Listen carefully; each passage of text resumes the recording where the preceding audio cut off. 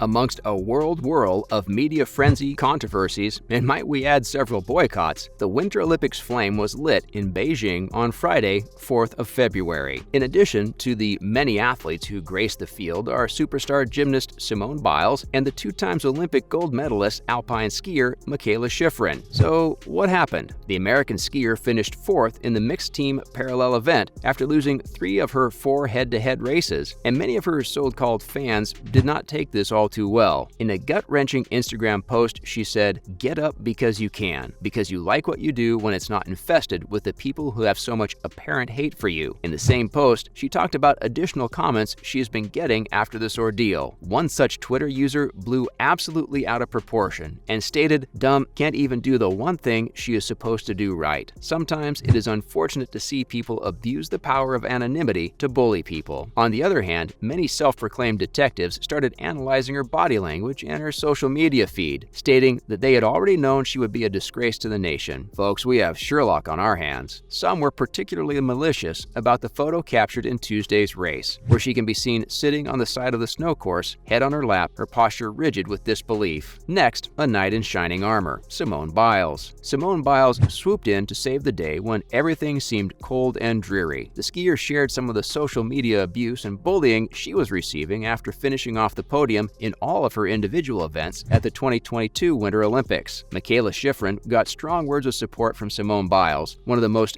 decorated Olympic athletes in the United States. Biles, who has undoubtedly had her fair share of unfair media harassment after the 2020 Tokyo Olympics, said she has been in the same position before and can completely understand the feeling of dread and helplessness Mikaela is experiencing right now. Biles made an excellent point, stating, "Damned if you do, damned if you don't." It is undoubtedly true that people around the world unintentionally like to put a lot of pressure on their national athletes, stating that they represent the country. While this is indeed true, we sometimes have a tendency to forget that these are real people, and they will, like us, have off days. Putting them on a high pedestal and saying that they need to win under any circumstance is highly harmful to the athlete's mental health. Think of it this way: if you went to a job interview and everyone you met said you have to get the job, no room for errors, you would feel cornered and pressured, which can definitely lead to you underperforming. This is precisely what happened to Mikaela. She crumpled under the immense amount of pressure and expectations she believed she had to cater to. Even though this is not her last race in the Olympics, all of this backlash has led to a lot of self-doubt for the athlete. However, Biles completely disarmed this mistrust in her ability by saying, "Just remember how amazing you, Mikaela, are." She continued this by saying that they are all cheering for her mixed team alpine skiing event on Friday. Biles reminded the athlete that she and the whole nation are proud of her and they support her. But most notably, she reminded Mikaela to have fun and embrace the moment. Just like any other job or hobby, if we do not have fun doing it, we will always feel that we are underperforming. Biles' words set off a chain of reactions, and the media portrayal of the skier was wholly revamped. Wishes from every nook and cranny started pouring in. Ironically, those people who were previously calling her a waste of space and telling her to retire were now stating how they always believed in her and she is in her prime time. Now, the after effects. In an interview with NBC Sports, Mikaela was at times visibly emotional when she talked about how Simone had come to her defense. "It's so heartwarming to see this sisterhood bloom." She continued by saying that she feels extremely blessed to have friends like Simone who can tell her that it will be okay, quoting them to be one of the kindest words someone has even said to her during her career as a professional skier. Mikaela, in this interview, especially thanked Simone and all of her supporters. They stood by her during this time of hardship and self-doubt, stating that she felt undeserving of this love and support. "It is truly amazing to see women supporting each other. We hope to see more of Simone and Mikaela's wholesome interactions in the future. We pray for Mikaela's success in her upcoming race and her future career. May she get the gold medal she has been training for. And if she doesn't, no issues, she is still a star in our books." Next, in other gymnastics news. With that being discussed, let us look at other news in the gymnastic world. Cohen added to 2022 gymnastics class. Ashley Cohen, a North Carolina native, will join the LSU gymnastics team in the fall as a member of the 2022 class. According to head coach Jay Clark, Cohen will join a top rank in the fall that includes Annie Beard, Lily Lippiatt, and Bryce Wilson. Cohen, a level 10 gymnast from Bull City Gymnastics, has qualified for the Junior Olympic National Championship 3 times. She has several top 10 finishes on the bars at the JO Championships, including a 7th place finish in 2021. She also took 1st place on bars at the junior level in 2018. Up next, Russian national team coach Valentina Rodionenko details the the return for Angelina Melnikova and Artur Dalilolian. According to a recent TASS interview with national team coach Valentina Rodionenko, Olympic team gold medalist Nikita Nagorny, who also won all-around and horizontal bronze medals at Tokyo 22 and 2021, has come back to the Russian State Training Center. We are very excited to see what this dynamic duo is concocting together. Moreover, Nagorny's Olympic teammates David Belyavsky and Denis Abliazin have already restarted training, while Artur Dalilolian,